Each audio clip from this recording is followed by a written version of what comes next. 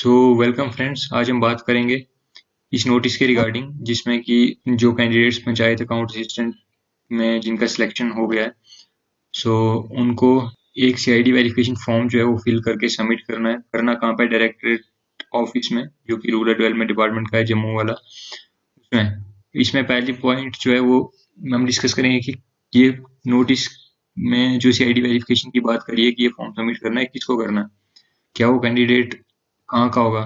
तो मैं आपको क्लियरली बता दूं, कैंडिडेट किसी भी जगह का क्यों ना हो, बट शर्त क्या है कि उसको अगर डिस्ट्रिक्ट अलॉट हुआ है जम्मू डिवीजन में अगर डिस्ट्रिक्ट अलॉट हुआ है कैंडिडेट को, तो उसको ये फॉर्म फिल करना है। इंडिफरेंट ऑफ द फैक्ट कि वो कहाँ रिसाइड करता है, कहाँ का बंदा है, उससे मैटर नहीं करता।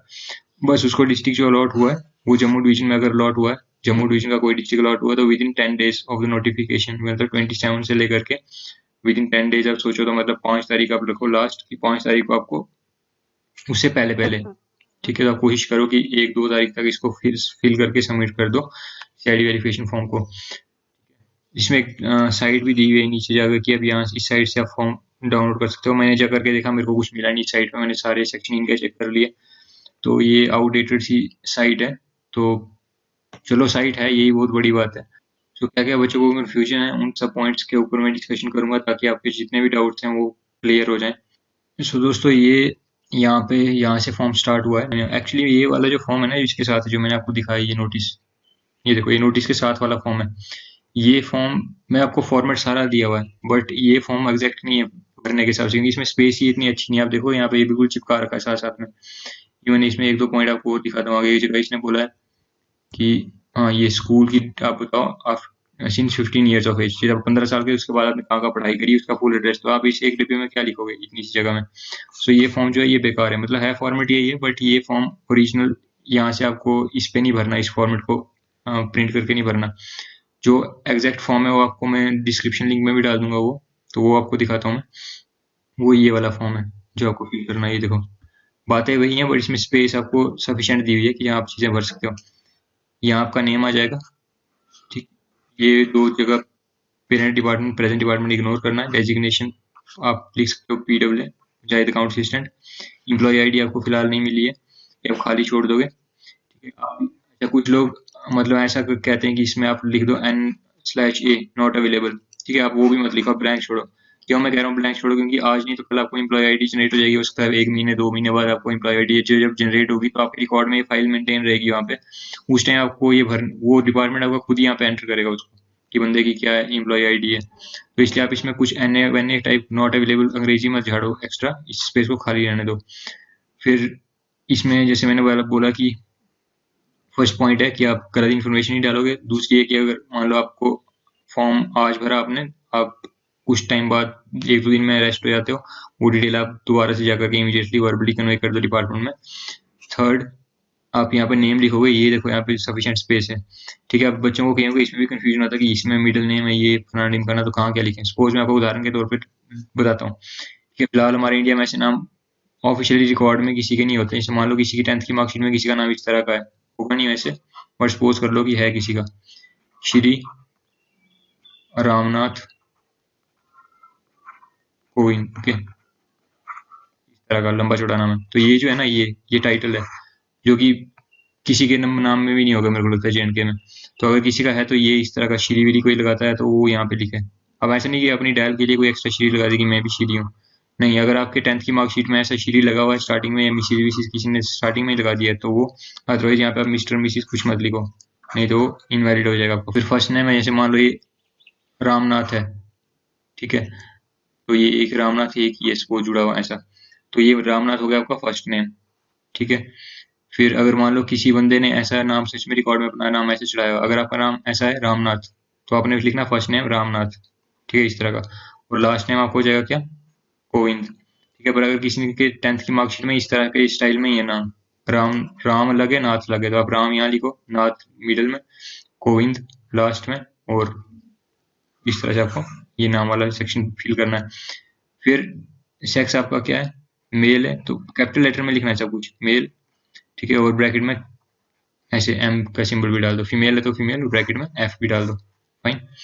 शॉर्टकट मत मारो यहाँ पे कि F लिख दिया M लिख दिया, नहीं, क्योंकि मैं ये नहीं बोलता शॉर्टकट से कुछ गलत होगा, बट क्योंकि आपको पता है कि जो सरकारी दफ्तर होते हैं वहाँ पे कैसे लोग होते हैं। फिर एलिया मतलब एलास में आपको इफ एनी जो लिखा हुआ है, इसमें भी आप देखो कई बच्चों का कंफ्यूजन है, वो सोच रहे हैं कि मान लो हमारा घर का नाम है पप्पू, ठीक है, तो क्या मेरे को ये पप्पू लिखना कि मेरे को लोग पप्पू बोलते हैं? नहीं लिखना है आपको, ठीक है। अगर मान लो किसी ने लिख दिया गलती से और वो फॉर्म जमा कराया, तो क्या उसको डरने की जरूरत है? डरने की जरूरत नहीं है, भूल जाओ कि लिख दिया आपने। और जिसने फॉर्म अभी नहीं भरा है और वो भर रहा है, तो उसको मैं बोल दूं कि वो मत लिखो पप्पू शप्पू कुछ भी। ये सिर्फ आपको कब लिखना है? मान लो आपका नर्सरी में नाम था, आपने स्कूल में कराया अपना नाम, ऐसा मान लो आपका नाम था पायल, ओके, इस तरह की स्पेलिंग थी पायल, ठीक है। फिर जब आप फर्स्ट में पहुंचे आपको लगा कि नहीं ये नाम ऐसा नहीं होना चाहिए, ये था, ये नाम होना चाहिए PAYL, पायल, इस तरह का, तो आपने स्पेलिंग चेंज करवाई, ओके। तो वो आप यहाँ पे लिख सकते हो कि जो रिकॉर्ड में आ गया हुआ है नाम, ठीक है। या फिर एक कंडीशन और हो सकती है यहाँ पे लास्ट वाले नाम की, जो आपको लिखने में आ सकती है। सपोज करो आपने किसी डिपार्टमेंट में सर्विस करी है पिछले 2-3 साल से, किसी भी टाइम इंटरवल तक, और उस डिपार्टमेंट में गलती से उन HR डिपार्टमेंट ने आपका नाम लिख दिया, मान लो पायल, PAYAL, ठीक है। पर आपके एक्चुअल डॉक्यूमेंट में जो नाम है 10th की मार्कशीट में, वो एक्चुअल में है PAYL, ठीक है। तो अब आपको ये जो PAYAL जो आपने आपका चला है ना, एक्चुअल में डॉक्यूमेंट में क्या है? पायल। पर ये तो आपके उस कंपनी में पता ही नहीं था लोगों को, तो इसलिए आपको लिखना है एक्चुअल है यहाँ पे कि आपका एक्चुअल नाम क्या है, जो ये आपने लिखा हुआ है ये। और लास्ट में जो आपको कंपनी जिस नाम से जानती है, जिस कंपनी में आप काम कर चुके हो, ठीक है। तो इस तरह की कंडीशन में लास्ट नाम डाले जाते हैं। अदरवाइज ऐसा नहीं कि आपके गांव में आपको कोई पप्पू बोलता है, चिंटू मिंटू बोलता है, आप वो लिख दो, नहीं, ठीक है। और जिन लोगों ने लिख दिया तो वो भूल जाओ, ठीक, क्योंकि इसमें ज्यादा कुछ फर्क नहीं पड़ने वाला। फिर कैटेगरी क्या है आपकी, जो RBA SC ST जो कुछ आप यहाँ पे मेंशन करो। ब्लड ग्रुप अगर आपको पता है लिखो।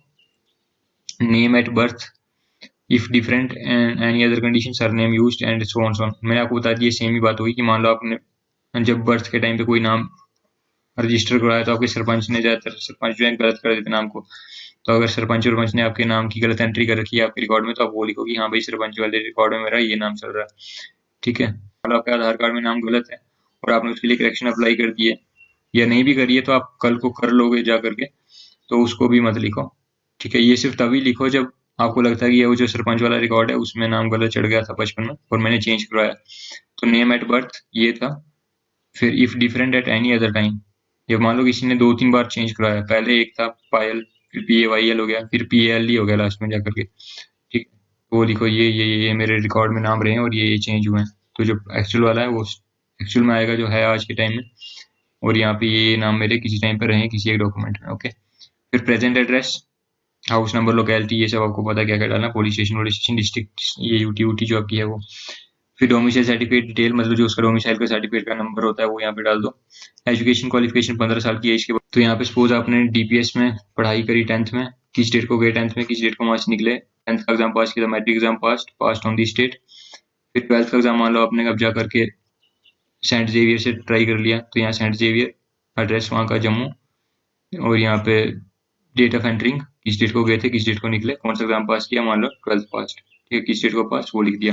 कहीं तो मान लो आपके कॉलेज कहीं GCET कॉलेज चले गए, ठीक, और ये जो जगह का नाम है वो, फिर किस डेट को गए, किस डेट को निकले, कौन सा एग्जाम पास किया, BTech, डेट किस डेट को पास किया वो, ठीक। फिर किसी ने मान लो M.Tech कर लिया, वो लिखो, ये ऐसे ऐसे करके पूरी डिटेल आप यहाँ पे अपनी डाल दो। आज तक जो आपकी हाईएस्ट क्वालिफिकेशन रही है पूरी जर्नी आप छाप दो आप, ठीक है। फिर mobile number used in last 5 years, जितने आपने मोबाइल नंबर यूज किए हैं चिपका दो यहाँ पे, ठीक है। ईमेल आईडी जो जो आपकी हैं लिख दो, शर्माने की बात नहीं है, लिखना ही पड़ेगा। फिर जो आप सोशल मीडिया हैंडल जितनी यूज करते हो डाल दो। Registration number of vehicle use आपके, अब इसका मतलब ये नहीं आप दोस्त की व्हीकल यूज करते हो उसका रजिस्ट्रेशन नंबर चिपका दो यहाँ पे, मतलब आपके नाम पे कोई अगर व्हीकल रजिस्टर हुआ है तो आपको उसका नंबर यहाँ पे डालना है। Bank post office account number, अब इसमें ये नहीं कोई डैडी मम्मी का अकाउंट नंबर डाल दे, नहीं, आपका अपना नाम का कोई बैंक अकाउंट है वो डालो यहाँ पे। आपके अपना पैन नंबर है वो यहाँ डाल दो, आधार नंबर अपना है तो डालो, पासपोर्ट अपना है तो उसका नंबर डालो। डेट ऑफ बर्थ, ये डेट ऑफ बर्थ यहाँ पे डालो, ठीक। और डेट ऑफ बर्थ का भी कईयों को कंफ्यूजन है कि कैसे डालें, तो उसमें सोचने की ज्यादा कोई बात नहीं है, पूरा जो एक्यूरेट फॉर्मेट रहता है मतलब कंप्यूटर का। जैसे मान लो किसी की डेट ऑफ बर्थ है 9, तो उसको लिखो 09 स्लैश, फिर महीना है मान लो 3, तो उसको लिखो 03 डबल डिजिट। फिर साल है अगर मान लो 2000 1995 है मान लो किसी का, तो ऐसे नहीं कि 95 लिख दो, नहीं, पूरा लिखो 1995 इस तरह से 4 डिजिट में, ठीक है। फिर प्लेस ऑफ बर्थ यहाँ पे लिखो, नेशनलिटी क्या है, इंडियन। यहाँ पे फिर आपको लिखना है रिलीजन, हिंदू, मुस्लिम, सिख, जो आप हो क्रिश्चियन वो आप यहाँ लिखो। फिर डिटेल्स ऑफ पोस्टिंग, प्रमोशन, क्योंकि आपने अभी मतलब फर्स्ट ज्वाइनिंग की आप सबकी, तो आप यहाँ पे इसलिए उसकी कोई प्रमोशन क्या ही लिखोगे। अगर किसी ने पहले कोई एक्सपीरियंस है किसी का, मान लो कोई बैंकिंग वैंकिंग सेक्टर में, तो उसकी फर्स्ट पोस्टिंग आपकी कहाँ रही है, कौन सा ऑफिस था, उन लोगों को अगर जिसको है एक्सपीरियंस तो उन लोगों को पता कैसे इसको रहना है। वहाँ से प्रमोट भी हुआ है, अगर मान लो फिर प्रमोशन हो गया, आप किस ऑफिस में गए, वो सब की डिटेल कब से कब तक है वो यहाँ फिल करोगे। मेजोरिटी को ये स्किप करना है जिन लोगों ने पहले कोई जॉब नहीं करी है। फिर ये है ज्वाइनिंग डिटेल। अब यहाँ पे बोला गया है 17th पॉइंट में ज्वाइनिंग डिटेल लिखो, क्योंकि आपकी ज्वाइनिंग अभी हुई है नहीं, कोई तो आपने ज्वाइन करा ही नहीं, तो इसलिए आप इस सबको पूरे डिब्बे को छोड़ दो।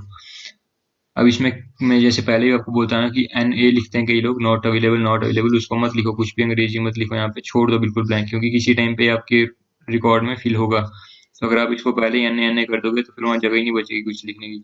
सो ये फिल होगा एक टाइम पे, जब ज्वाइन कर लोगे वो डिटेल अपने आप वो आपका HR डिपार्टमेंट फिल करेगा, इसलिए आपको इसको बिल्कुल ब्लैंक छोड़ना है।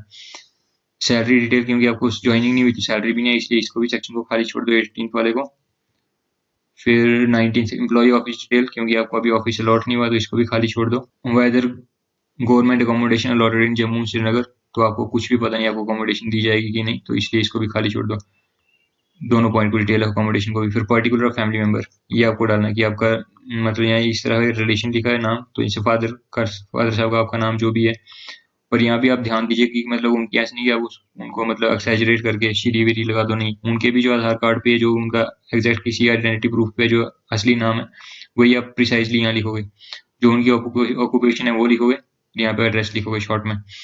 तो फिर यहाँ मदर, अपनी माता जी का नाम, उनकी ऑक्यूपेशन जो है, एड्रेस, फिर वाइफ अगर है किसी की, तो हस्बैंड जो है तो करें यहाँ इन चीज़ों को। फिर किसी का बेटा है तो वो, किसी की बेटी है तो वो, नाम उनका, क्या ऑक्यूपेशन है, क्या प्रेजेंट में एड्रेस है। किसी का कोई भाई है अगर, तो उनका नाम, ऑक्यूपेशन, एड्रेस। अब यहाँ लोगों को रहता है कि मतलब किसी का मान लो ज्यादा भाई हैं एक से, तो वो कॉमा डाल के लिख ले फिर, ठीक है। और कॉमा में ऐसे मान लो कि एक का नाम आपने लिखा जनक, दूसरे का नाम लिखा आपने मोंटी, तो जनक कॉमा मोंटी, तो अंडरस्टूड है कि अब पहले वाले का ऑक्यूपेशन मान लो लिखे हो टीचर कॉमा डॉक्टर, तो अंडरस्टूड है कि पहला अगर जनक लिखा तो जनक टीचर है और मोंटी जो डॉक्टर है, तो इस तरह से आप लिखो, यहाँ पे एड्रेस दोनों का वहाँ डाल दो। सिस्टर जो कुछ है मतलब आप यहाँ इसको फिल कर दो, जो जो आपके रिलेशन में बंदे आते हैं। पर्टिकुलर्स ऑफ इन लॉज, कोई मैरिड है तो फिर वो मतलब अपनी इन लॉज की डिटेल यहाँ पे डाल दें। 23rd, particulars of places with period of stay. Okay, तो अगर 18 साल अटेन करने के बाद आप कहीं गए हो इंक्लूडिंग PO के, तो आप उसका टाइम लिखोगे, कब से लेके कब तक आप वहाँ रहे हो और किस एड्रेस पे रहे हो, वो डिटेल आप यहाँ फिल करोगे। कोई मान लो कहता है कि नहीं फॉरेन नहीं गया मैं गया मान लो कहीं साउथ साइड चला गया, चेन्नई साइड गया 2 साल तक, तो वो भी लिखो यहाँ पे, कब से कब तक रहे और किस जगह पे रहे, ठीक है। और किसी ऑफिस में काम करते हो, उस ऑफिस का एड्रेस यहाँ डाल सकते हो। तो यहाँ पे जो आपको डिटेल थी वो मतलब कि कहाँ कहाँ की थी, विद इन इंडिया आप कहाँ कहाँ गए हो वो, और पाकिस्तान गए अगर वो कब से कब गए, पाकिस्तान अक्युपाइड कश्मीर गए कब से कब गए वो लिखना है। और यहाँ फॉरेन के लिए अलग से सेक्शन दिया 24 की, कहीं फॉरेन विजिट किया आपने तो मतलब कब गए थे और कब वापस आए, किस कंट्री को विजिट करा और किस प्लेस पे क्या क्या मतलब डिटेल थी वहाँ पे वो लिखो।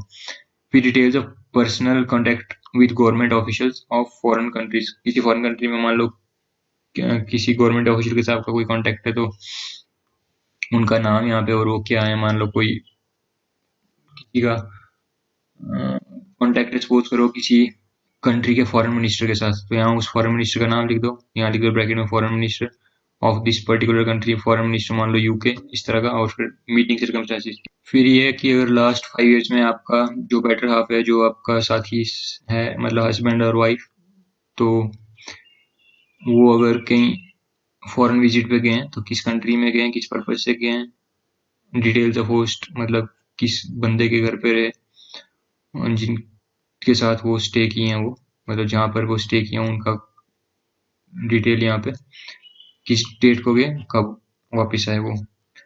Details of persons other than family members, ठीक है, ये आपने डिटेल दी, मतलब देखो यहाँ से डिटेल दी आपने कहाँ, अपने घर के लोगों की पहले, ठीक है। फिर अगर कोई मैरिड है तो उसने इन लॉज की डिटेल दी। फिर यहाँ पे आपने अपना 5 ईयर्स का stay with in the country including Pakistan and PoK, वहाँ की डिटेल दी। फिर यहाँ आपने अपनी डिटेल दी फॉरेन में रहने की, यहाँ पे आपने अपने कॉन्टैक्ट की डिटेल दी किसी गवर्नमेंट ऑफिशियल के साथ, ठीक है, और वो गवर्नमेंट ऑफिशियल फॉरेन का रहना चाहिए, ठीक है। आप ये नहीं कि मतलब मैं मान लो यहाँ पे किसी के साथ आपका मतलब इंडियन साइड में कोई कनेक्शन है तो वो आपको यहाँ नहीं मेंशन करना है। सपोज करो किसी का राजनाथ सिंह के साथ कोई कॉन्टेक्ट है तो वो नहीं है, भले यहाँ मेंशन करो आप यहाँ लिखा, क्योंकि पर्टिकुलरली लिखा है ना government official of foreign countries, foreign country के गवर्नमेंट ऑफिशियल का रिलेशन जो है वो यहाँ मेंशन करना। फिर यहाँ पे कि अपने बेटर हाफ के बारे में, अपने स्पाउस के बारे में अपनी डिटेल डाल दी। फिर यहाँ पे अपनी डिटेल डाली family residing with you, sorry family नहीं पर्सन्स, मतलब ये हो गया सपोज कोई किराएदार ही रहता है आपके साथ, ठीक है, तो वो उस बंदे का यहाँ पे नाम, कब से कब तक रह रहा है और किस कारण से रह रहा है। मैंने तो एग्जांपल दिया कि किराएदार रह रहा है, सपोज करो कोई मतलब किसी और रीजन के साथ किसी के साथ रहता है तो वो बताना कि रेलेवेंट कॉन्टेक्चुअल इन्फॉर्मेशन जो उसके रिगार्डिंग है कि ये बंदा मेरे साथ रह रहा है तो क्यों रह रहा है। अच्छा okay, detail of family members, आपके फैमिली के कोई मेंबर है चाहे वो इंडियन है या फिर नॉन इंडियन भी हो सकता है कोई, और वो फॉरेन मिशन में किसी में पीस कीपिंग मिशन या किसी भी और तरह के मिशन में मान लो कहीं इन्वॉल्व है in foreign organisation including foreign concerns in India and abroad, तो उनकी डिटेल आप यहाँ डालो। ओके, फिर details of children studying living working abroad, किसी के बच्चे अगर मैं मान लो कोई थोड़ा एज्ड बंदा है और उसके बच्चे भी हैं इतने काबिल और बड़े हो चुके हैं कि वो बाहर काम कर रहे हैं या इवन पढ़ाई के पर्पज से भी गए हैं तो वो यहाँ पे डिटेल डालो कि ये हमारे बच्चे हैं और ये इस जगह पे इस यूनिवर्सिटी में पढ़ते हैं और ये वाला उनका एड्रेस है। फाइन, फिर details of previous employment under, अगर कोई पहले भी एम्प्लॉयमेंट में रहा है चाहे वो सेंट्रल या स्टेट किसी भी कारण से, इवन सेमी गवर्नमेंट सेक्शन की भी अगर है, क्वाजी गवर्नमेंट बॉडी है कोई, ऑटोनोमस बॉडी है, इंक्लूडिंग पब्लिक सेक्टर अंडरटेकिंग भी है कोई पीएसयू, या फिर कोई प्राइवेट फर्म भी है पब्लिक प्रोजेक्ट की, तो उसकी डिटेल डालो।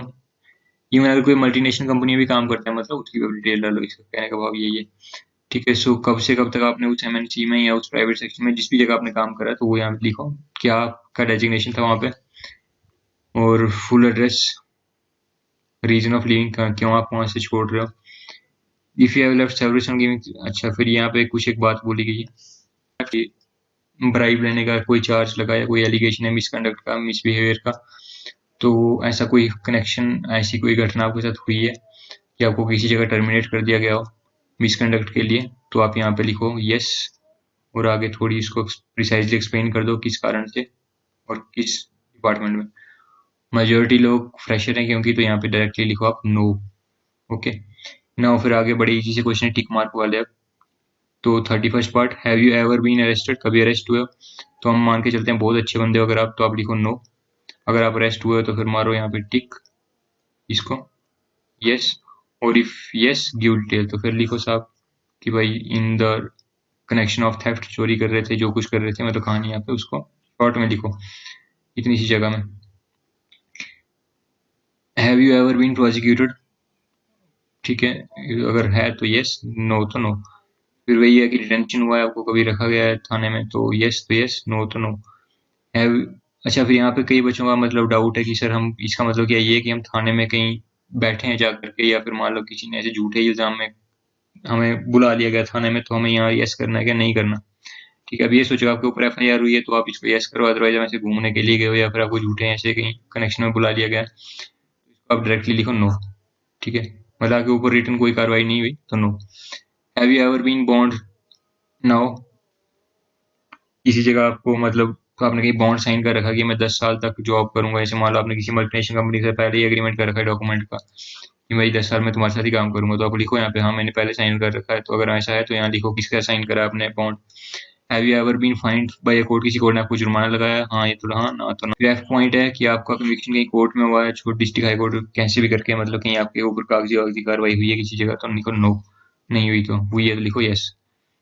ठीक, फिर have you ever been charged, किसी कोर्ट ने आपके ऊपर कोई ऐसे मतलब इस तरह का जो भी इल्जाम जो जो लगाना है कहीं लगाया है, तो बोलो भाई साहब नहीं लगाया, अगर लगाया तो बोलो क्यों लगाया।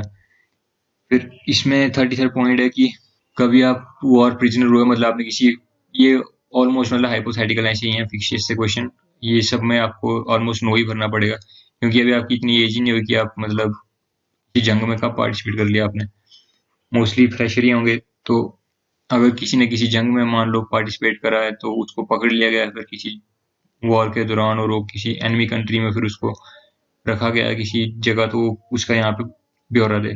अदरवाइज आपको डायरेक्टली लिखना है नो। और यू आर्म लाइसेंस, अगर आपके नाम पे कोई मतलब गन या किसी भी तरह का कोई आर्म इशू है तो उसका लाइसेंस आपके पास है तो वो लिखो हाँ।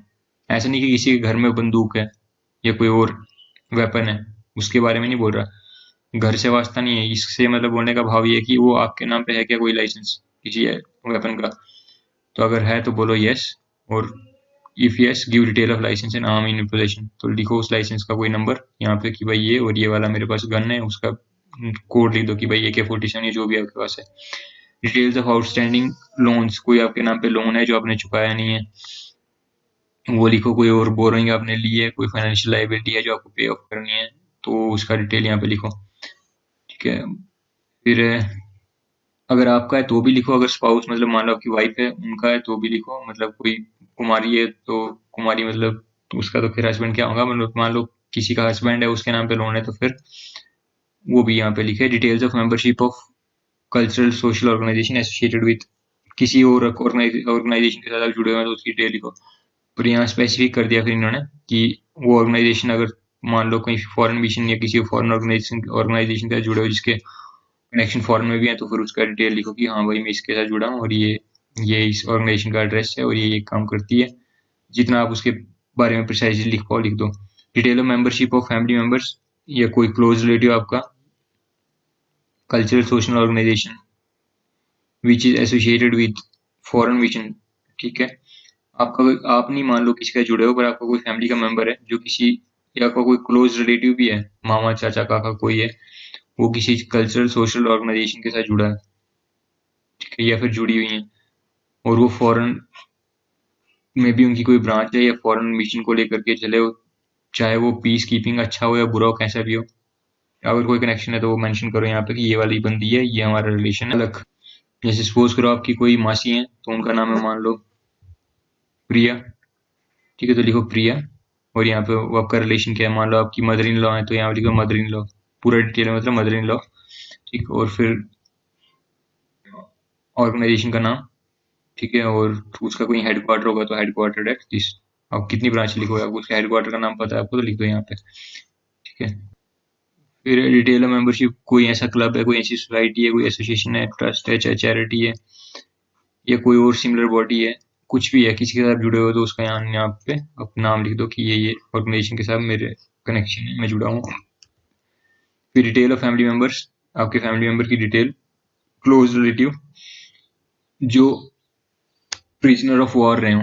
ठीक है, पहले आपने भरा कि आप अगर कहीं प्रिजनर ऑफ वॉर बने हो तो बताओ कि कब किस वॉर में बने और इस कंट्री में रहे और कितने टाइम से कब तक रहे।